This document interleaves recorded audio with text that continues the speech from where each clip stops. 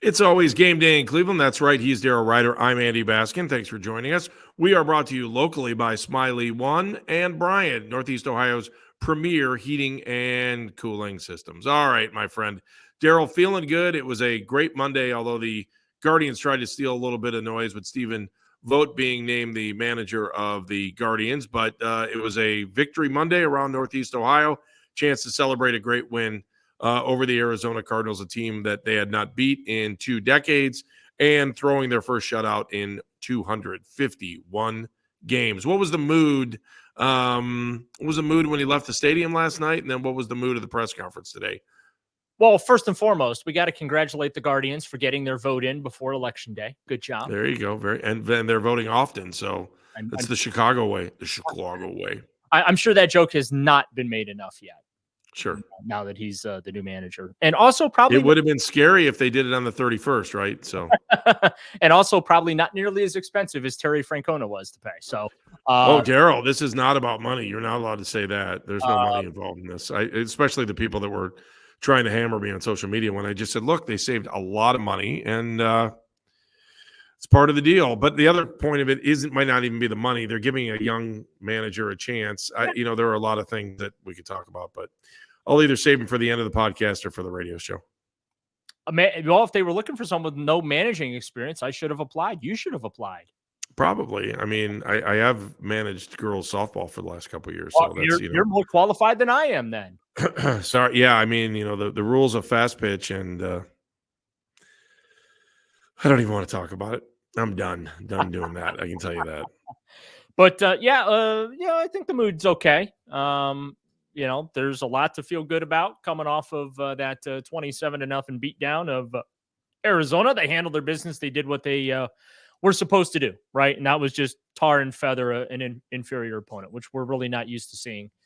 The Browns. It does say something about the organization, though, Daryl, doesn't it? It says that, look, I mean, we used to be the Arizona Cardinals, and I hope that we never go back to that. But I know all franchises, except for the Steelers for some reason, and maybe the Ravens. Yeah, we'll never go back to that point. And, it's kind of nice to be on the other side of one of those games. Well, and the thing of it is too, that they, this is a rare instance where things went exactly how they were supposed to go. The Browns were supposed to win this game decisively, and they did. Good for them, right? Defense was fantastic. 58 yards allowed, third fewest in franchise history in a game. 7 sacks. 3 turnovers created. I don't think that they're going to do that against the Baltimore Ravens. It would be nice if they would, but I'm being realistic. I don't think that they will.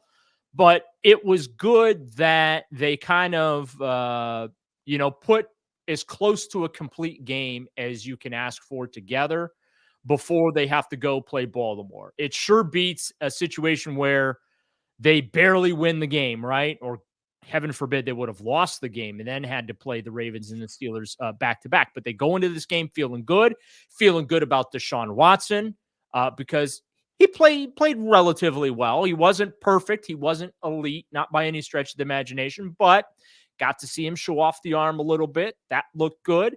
The short intermediary stuff needs a little polishing, but we see that in practice recently. So that wasn't a surprise to me to see him struggle there. But, there's a lot to feel good about from a confidence standpoint going into Baltimore, considering what the Ravens did to the Browns earlier this year. Now, granted, a big piece of that was Deshaun Watson was not available, and they basically started Dorian Thompson-Robinson on 3 hours' notice. So there is that component to it.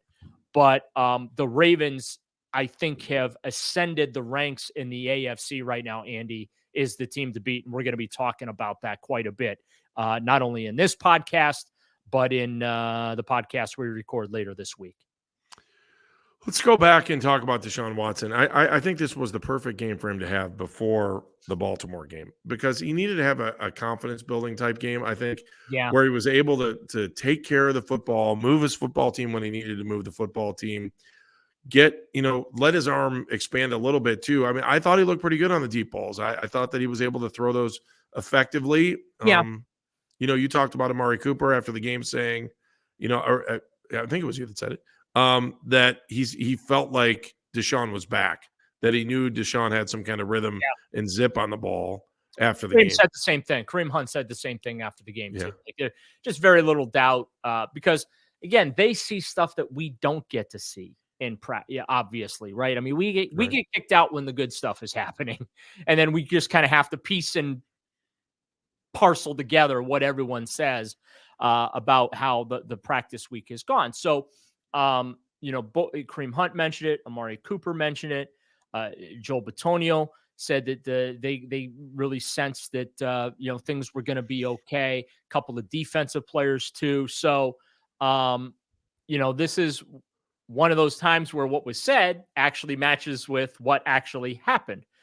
But I still feel like Deshaun has some work to do in the intermediate game. Some of the shorter passes that were low, right?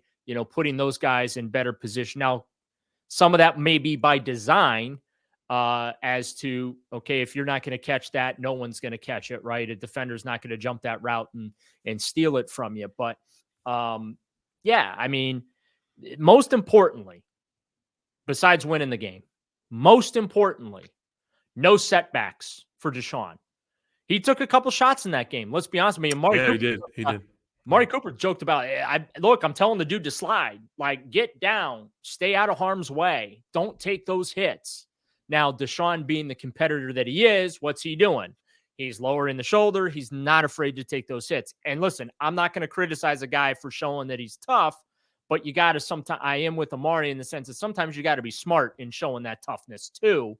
I think it was Amari.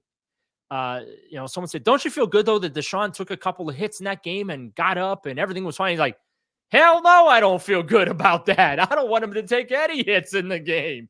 So, but that being said, you do feel good. He took a couple of shots, was no worse for the wear. At least that's what we're told. That's what Kevin Stefanski said on Monday.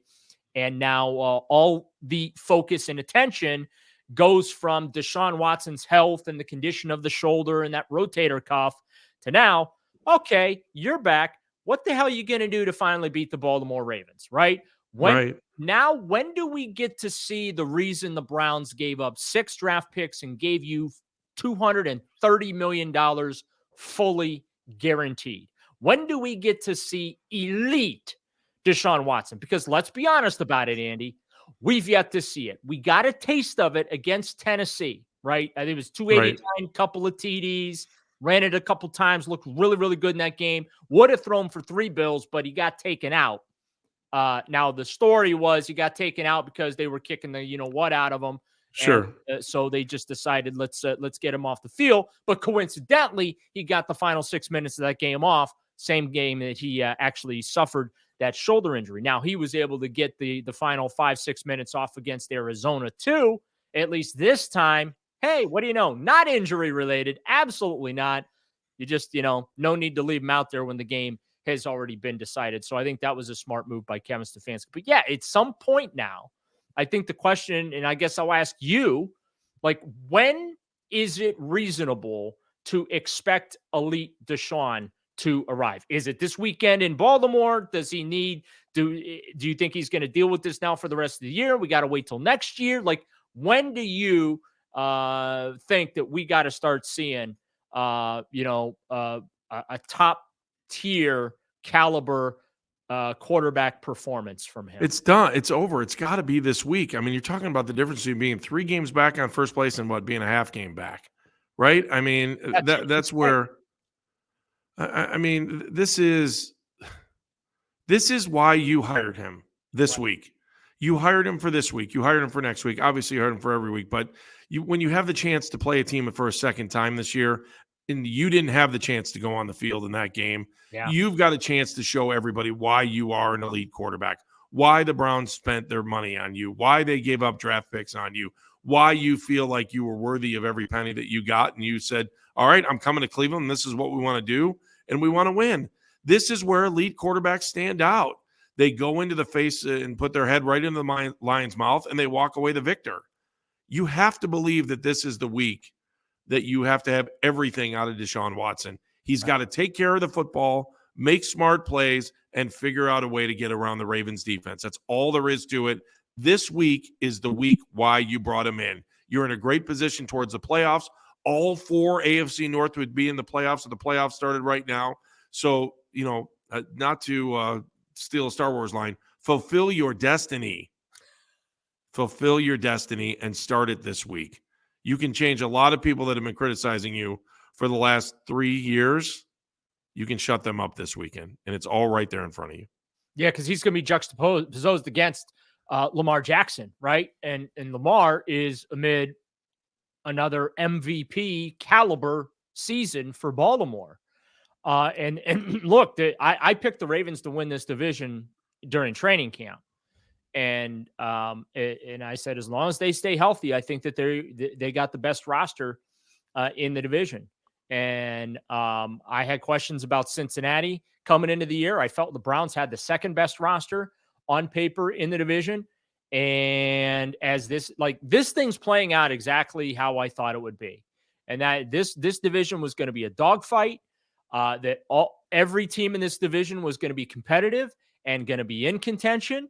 And it was going to come down to the final weeks. And right now it's kind of setting up that way. But if the Browns lose on Sunday in Baltimore, I think it knocks them out of contention for the AFC North. I think that that the divisionless title streak will continue for the Browns yet another year.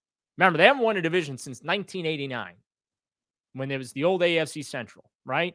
The highest that they have finished is second place, and I think they've done it once or twice since 1999. Every other year, and look, the year they made the playoffs, Andy, people forget, 11-5, they finished in third place that year, despite winning 11 games. That's how good this division, is, right? So there's a chance that this team could win 10, 11 games, and they still finish back in third place again. I do not feel like the Browns are going to finish in last place. I still believe it's going to be the Pittsburgh Steelers. But those sons of guns won't go away. Like, they just will not die. No matter how much I wish for them to die, no matter how much I pick them to die, they just keep rising from the dead. They will not stay down. They don't take the 8 count or 10. What is it in boxing? 8 count? 10 count? 10 count. 10 count? Standing 8 count. Standing 8. They won't take the standing 8, and they won't stay on the mat for the 10. Like, it blows my mind. But this division is living up to the hype. And as you mentioned, like, if the playoffs started today, everybody's in. And when we come back, I'll break down where everyone is and who they would play if the playoffs were to start today. That plus more on the injury front. It's all coming up on It's Always Game Day in Cleveland.